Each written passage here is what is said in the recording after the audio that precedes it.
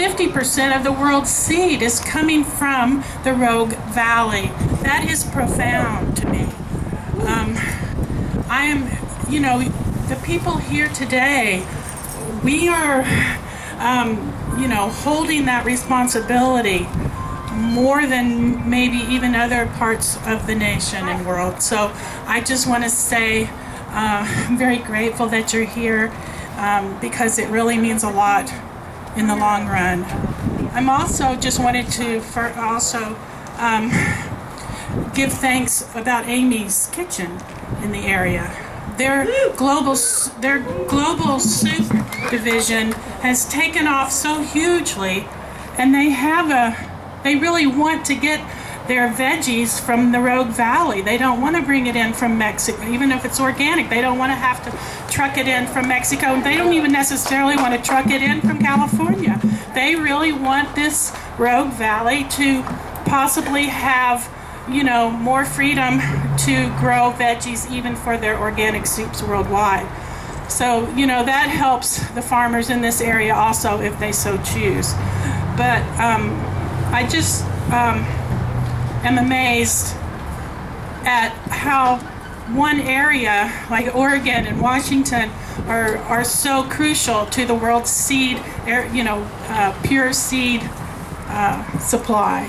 And that is possibly why Monsanto is putting so much money into defeating, the laws up there. And also what just happened in our own state. And I sure hope the governor vetoes that. So I am going to read just a few quotes that Vandana Shiva gave to me on the phone last week. There's a resurrection of knowledge about the living earth. Every time I do a study that the UN commissions, I always talk to women first. If I ask scientists about the problem of mining on a mountain, for instance, the scientists usually only see an old ugly mountain. But I ask the women and they say, oh, the water. The limestone of the mountain holds the water. Our challenge is to put forth a new paradigm about the earth and create a new leadership in the world. The earth is not dead, she's a living earth. We want the seventh generation thought of. In India, we have the same thought as First Nations here about always considering the seventh generation. Uncivilized people rape the earth for today. Every greenhouse emission begins on the ground. Agriculture brings 40% of greenhouse gases. She means corporate agriculture. Dr. Shiva also referred to women as having the expertise that's leading to a new discipline of agricultural ecology. She stated 1/2 of the world's farmers are women, 80% in third world countries.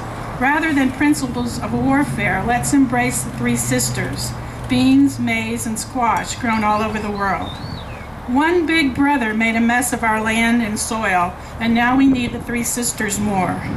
The issue to right resources is in the seed. It is the single most important issue, the control over the seed by multinationals. There's a war in the fields and people need to bring peace.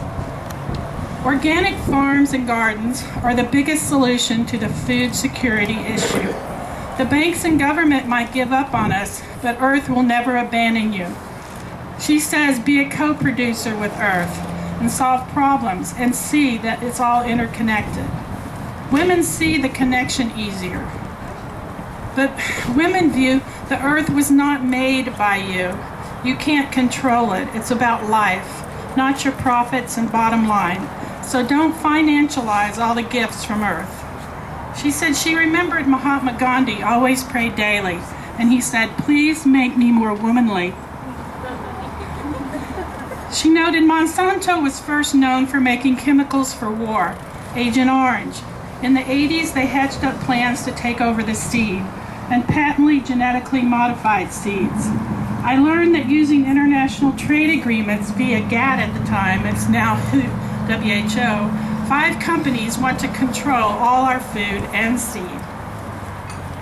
Now, Vandana Shiva, she began training over 5 million farmers in seed sovereignty by starting Navanya, a network of seed keepers and organic producers in India, and she began a global campaign to not patent life. She said, creation and creator makes life. It's like Monsanto says, God, move over. I have freedom to mess up the world. But she said it affected people in India so strongly that from 1995 to 2011, there were 200,000 suicides in India of farmers distraught over Monsanto's practices. Industrial farm systems claim it delivers food, but they don't really. They deliver raw material production, and they're a commodity system. She said only 10% of GMO corn and soy are eaten by humans, and the rest is eaten by animals. But high fructose corn syrup is cheaper and more addictive. And this is an argument that organic farming can't feed the world. But it's settled. Organic farming is the only way.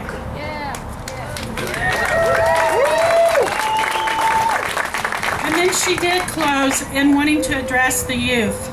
Anyone feeling like they're losing hope for what's happening in the world. And she said, with the issue of hope for the youth, I also realize children might be getting depressed. I advocate saving seeds of freedom for gardens of hope. Global seed freedom and creating community gardens will help the youth to deal with despair, hopelessness, and threats to their democracy. Make decisions to have local gardens like Gardens of Hope.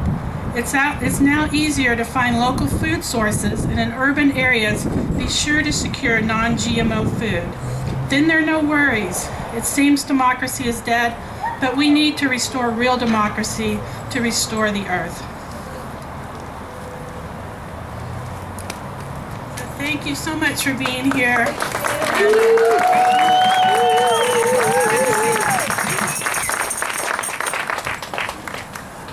Thank you, Jane. Next up, we have Greg Marchese.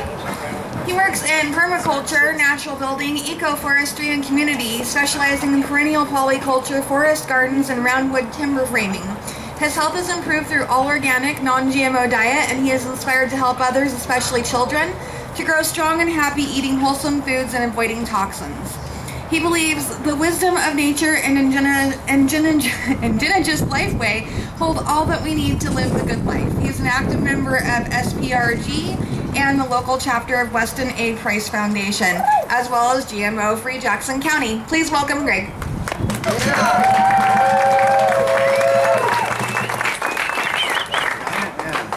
Raise up.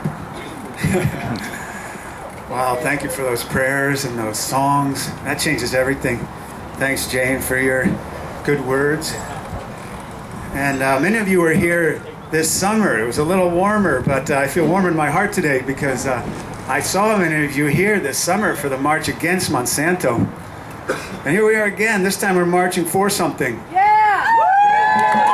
Food freedom. It's good to be against some things and for some things. We need both. We gotta know what we're against. That's helpful. I'm opposed to things. I don't like some things in this world. Good to know. And it's good to be for some things. I'm for food freedom. Yeah. Thanks to Families for Food Freedom. Yeah. And GMO-Free Jackson County and all the others that helped organize. Yay! You know, a year and a half ago, when we were trying to decide on a name for this thing, my idea was food freedom. And someone said, well, you know, the other side can use that too. There's freedom to grow your food in any old way you want. And that maybe was a good point. But so I was glad to see another group came along and saw the same wisdom, you know, food freedom. Good concept. And now we have the March for Food Freedom. What does that mean? What is our food free from? What is our food free for? Our food is free from toxic pesticides, toxic trespass. There's a term for it. Our food is free to nourish our bodies, nourish our spirits, help our children grow wholesome and strong and without diseases, including neurological diseases that GMOs and their associated pesticides can cause. Our food is free from guilt. This could say, guilt-free Jackson County. Our food is guilt-free when we grow it without GMOs because it's not displacing small farmers. It's not exporting dollars out of our county. dollars stay here. They circulate when we have small family farms. But there's no guilt with that kind of food. It's not poisoning the waters and the soil and the air. It's not affecting wildlife. I'd feel guilty if my food was doing that, but my food is guilt-free. So I want to give thanks for what's going to happen in this county after the ban. Next year, yes, on 15119, give thanks because we're not going to be able to hold farmers markets in little paved over town squares and asphalt parking lots. We're going to need football stadiums and soccer fields. Yeah. Right? Then it's not going to fit in those little spaces. Give thanks because after the ban, the explosion of the small family farms, local farms, supply in those markets is going to be growing. There'll be youth farms. Young people want to get back to the land. They know what's headed if they get into the machine. They want to be healthier. They want to be happier. They're forming little collectives and farming on the land. There'll be elder farms and they'll be helping each other. Give thanks for that future. Many, many more customers for local, organic, non-GMO food. They'll be leaving, Food for Less and Safeway and Walmart and Winco and go into these huge farmers markets, and the remainder they'll have new sections in those grocery stores for organic and non-GMO. They'll have to. That'll be consumer demand after the ban. Give thanks. Now we're going to have 3 years ago, it was predicted our population would double by 2050 in the region, Rogue Valley. Some of those people will be climate refugees, that's another issue, but some of them are going to be coming here because Jackson County has a ban on GMOs. They want to live in a place that has that progressive view. They want to live in a place that has that health focus, that healthy economics, healthy environment. They want to be here. So they're coming anyway, so we'll welcome them, and they'll help swell the ranks of our voters. And give thanks for the new county commissioners that won't sit on the fence. They won't wonder, will there be more voters for or against GMO? We better not say anything. They know that the voters are going to be fully in favor of GMO bans and organic and non-GMO. We'll be putting people in there. That's our political future. And tax revenues are rising. Property values are up. We're taking that money and we're funding programs that are now defunded, like from OSU Extension, small farms, land steward program, and other good programs that came from the OSU Extension. Our counties are funding that now, and with no corporate biotech money strings attached. We're supporting those youth farms. We're supporting those elder farms, those family farms. Tax dollars are helping expand that. So we have a glorious future in GMO-free Jackson County to be thankful for in our hearts. And I'm thankful for all of you being here today and helping with this. I want to say one last thing. Chris, was it like a year and a half ago or whenever the group was trying to form a logo? And any group that can agree on a logo is like really well organized. And just wonderfully cooperative. We got there.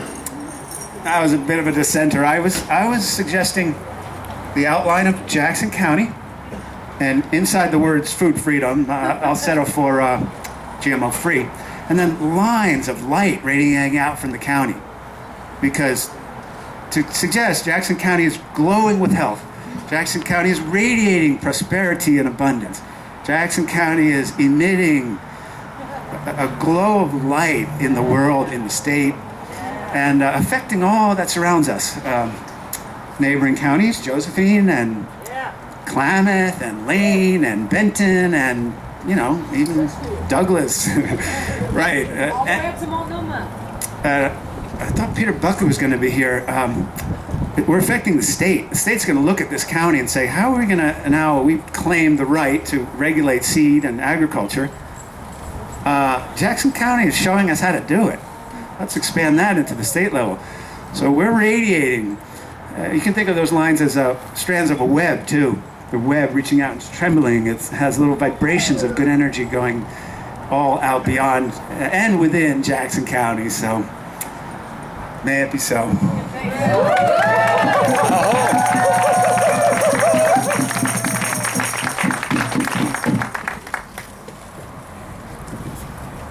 Thank you, Greg. Next up, we have Melissa B. from College of the Melissa. She's the director of the college and the Center for Sacred Beekeeping and an advocate for pollinators. Please welcome Melissa, guys. Or we could welcome Laura B. That's who I am. Yeah, hi everybody. Don't pull on it. Okay. I kind of want to take the mic and go for it, like, you know, like. I want to see all of us really look around here and see this beautiful, beautiful group of people. And I want you to really acknowledge that each one of you is representing, what, 100, 150, 200 people that you might know on Facebook that are also GMO-free. So we are working together for thousands and thousands of like-minded people. And I think of something like this, you know, it's a gloomy day out there and it's a quiet traffic day and people are probably a lot at the Gay Pride rally, which I think is an awesome event. And so we have a lot of things that people are working on. And I really appreciate the prayers that were already spoken today and the visualizing of what we are becoming and who we are. Just briefly, just in case you didn't know, I'm the director of the College of the Melissa, which is a Center for Sacred Beekeeping. And it is a new program. We've got our first cross the water student from the Netherlands. She's a blind beekeeper, so I'm really excited to work with her. And but what our program is the idea that we want to bring the sacred back into the everyday language of agriculture. That this is our birthright, this is our inner knowing, and this is the gift from the planet to us.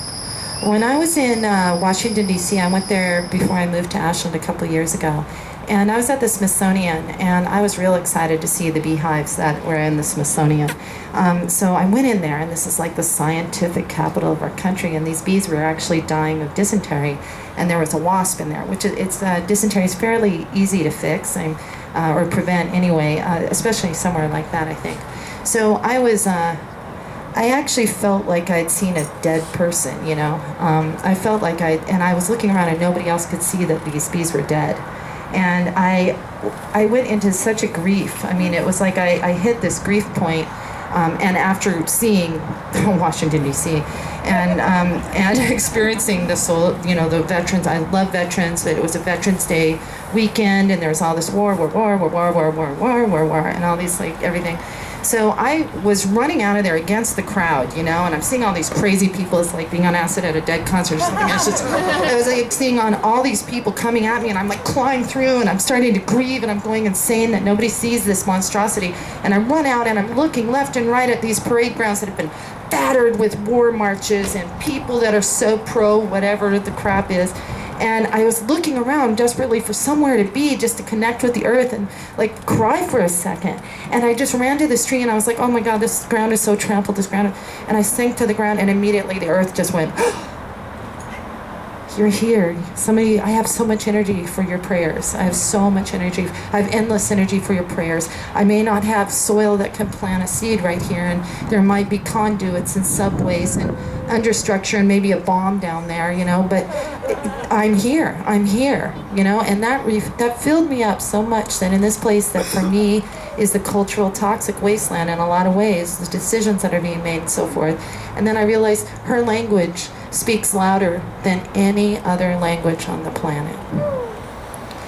And the bee is, I'm not going to go into the sad sob story, okay, but I will tell you this, we're going to get better at beekeeping.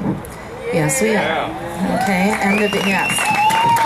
And the way we get better at beekeeping, it's not about getting bees in your backyard. That's a great idea, but you know, there's a lot of beekeepers. It's not about getting bees in your backyard. It's about protecting the environment.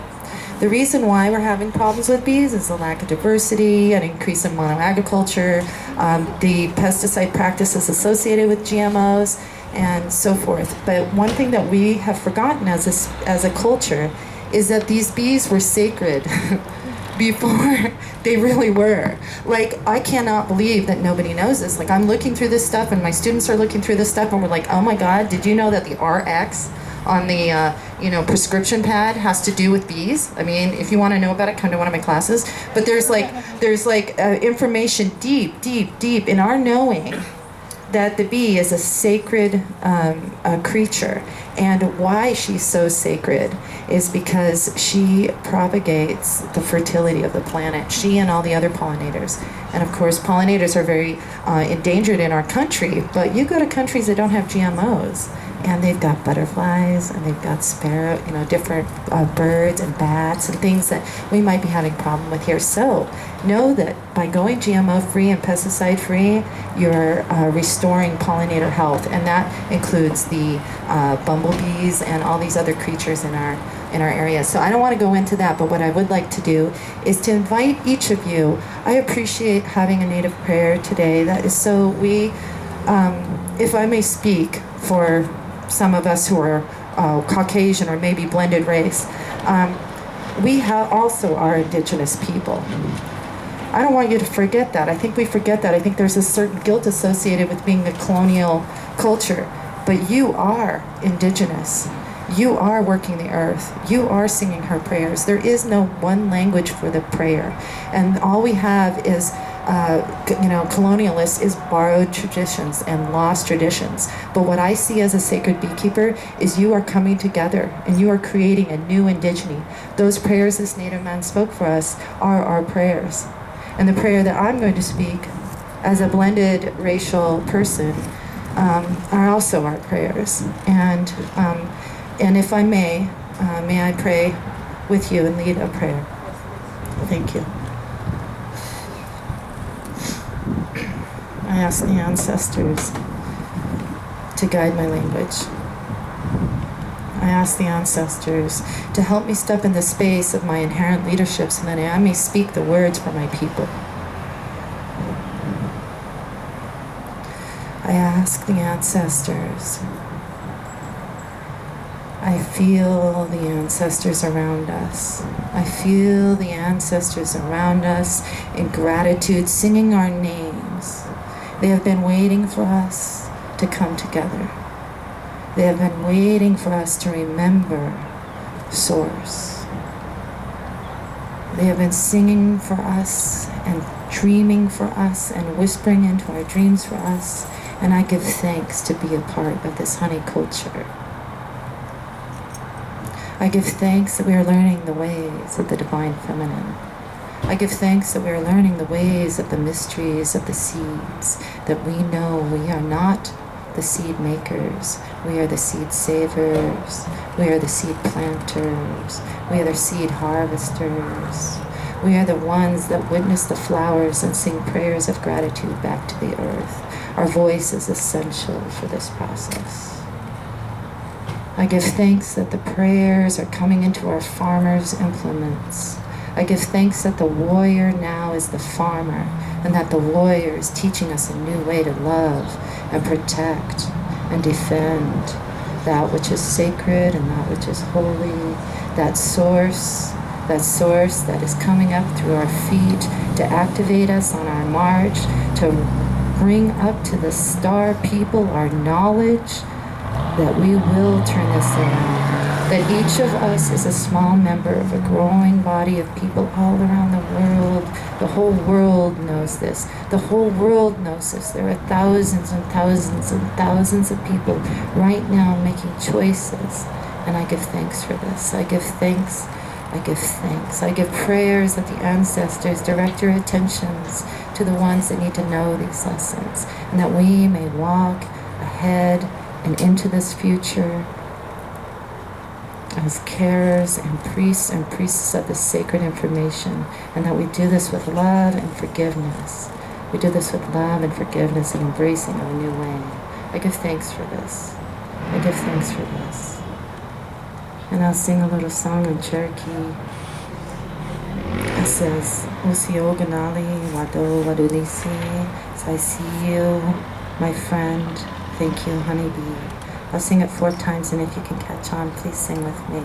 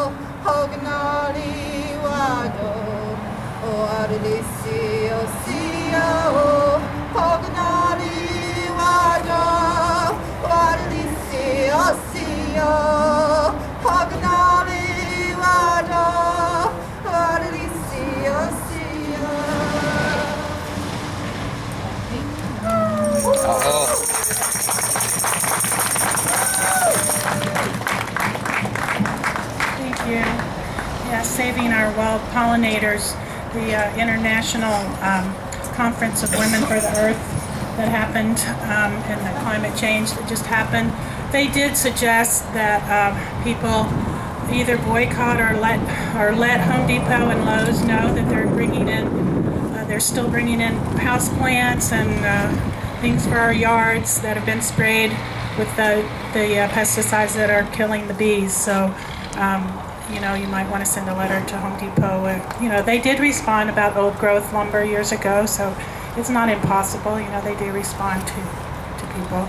And I just wanted to say, from your story, that the juxtaposition of the veterans that you had to go through, that so many there's veterans that have suffered and died from the effects of Agent Orange, that they're not on any memorial walls, and there's many of them that have suffered and are still suffering from the effects of Agent Orange, which is made by Monsanto. In fact, Monsanto wants to spray GMO crops, corn crops, with a version of Agent Orange. So, it is more interconnected than I think at any given moment of how much it has affected the suffering. But next I wanted to bring Danny Wapapa up, who opened our prayer. He's going to speak for a moment. He's with Red Earth Descendants. He's the founder, native grassroots group in the area that does a lot of events.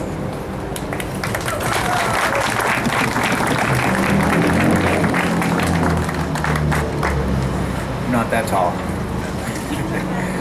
Thank you. I just love following up a wonderful speaker such as this with the beautiful prayer. Plant native wildflowers. That would be my suggestion.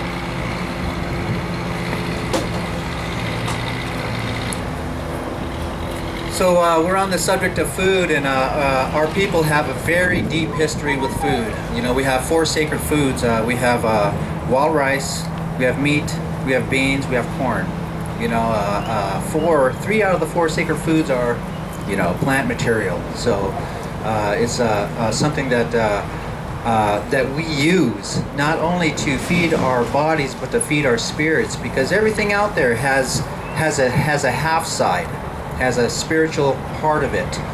They say when the Creator puts something down, He puts His medicine in there, and He puts His spirit in there. Like when we make a chair out of a piece of wood. The Creator's essence is in the chair, but the medicine is taken out unless we put the medicine back in through our prayer. You see, because we're changing the original nature, the original structure of what this wood was. It was a tree. And so we want to be able to honor when we eat, when we do our prayers and feasts. We put out a spirit plate, and it's just a little bit of each and every piece off of the table, off of every pot. So we take this and we put a little tobacco on it. We say a prayer and we offer this to the spirits. We know that the spirits aren't going to come and take all the food. But that they're going to come and they're going to eat the spiritual part of that food. So, and they love the smell of the food. They just love it. And so everything has this spirit part of it. Everything that we do, the words that I speak have a spiritual counterpart. Everything that we do, every step that I take has a spiritual counterpart. Every hand that I shake, every movement that I do Every single action that I do in my whole life has a spiritual counterpoint. It's a prayer for my future. It's a prayer for the future generations. They say when we're in ceremony for maybe a night, that is a prayer, for our life. But when we live these days in this 24-hour cycle, that's a prayer for our future and our children's future. We have to think 7 generations ahead. They say that the GMO is 2 things put together, and you've seen all the videos of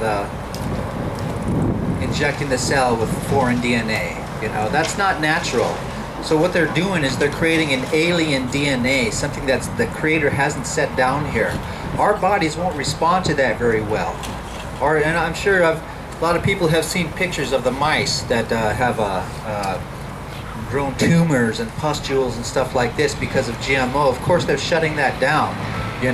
There's a lot of information on GMOs out there, and I know I'm speaking to the choir, but I really do want to impart that everything has this spiritual nature to it. Our people say that we're going to come into a time that we are going to be eating our own children. Now, what does that mean? That means we're consuming their resources. We're poisoning their water.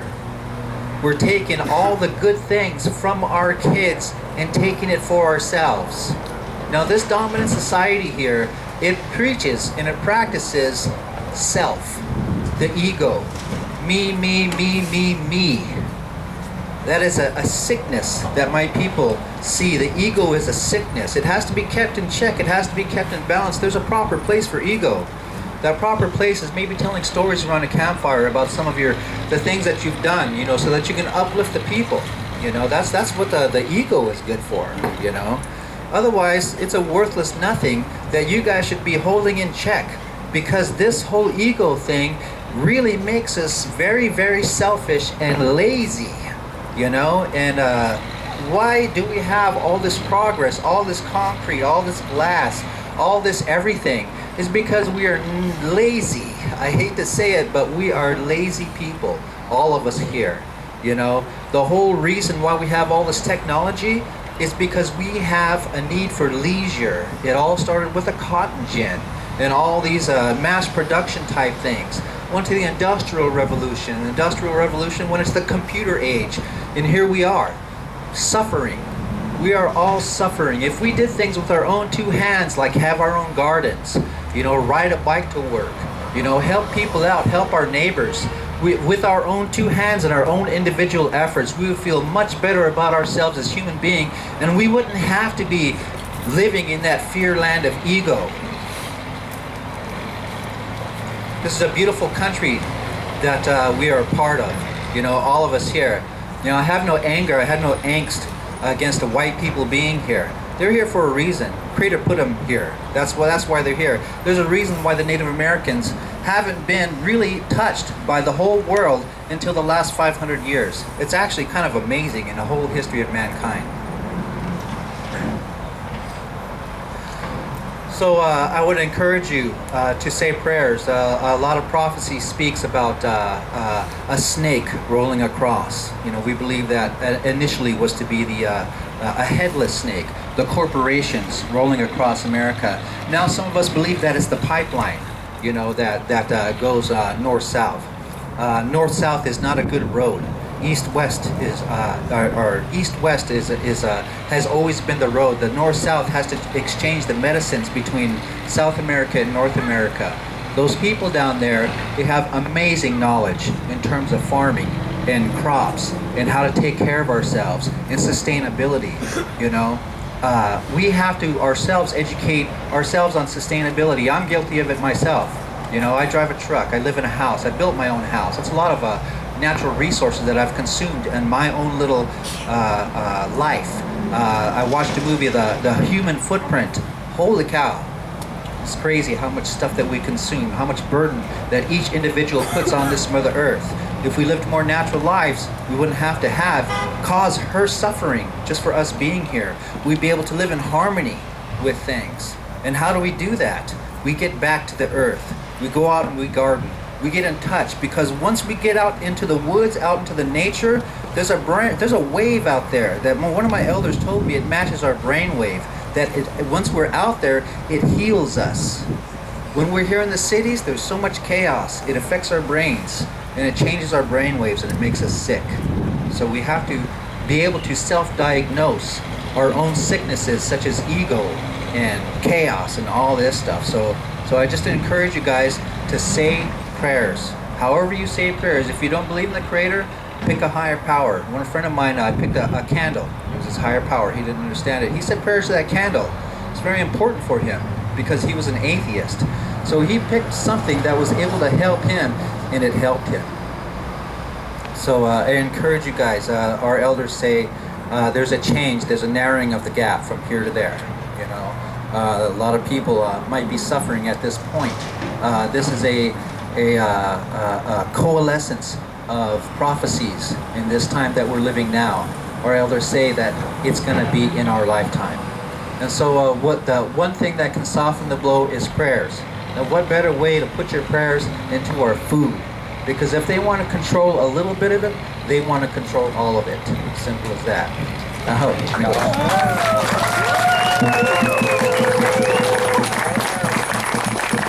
Thank you for those words of wisdom. We really appreciate that.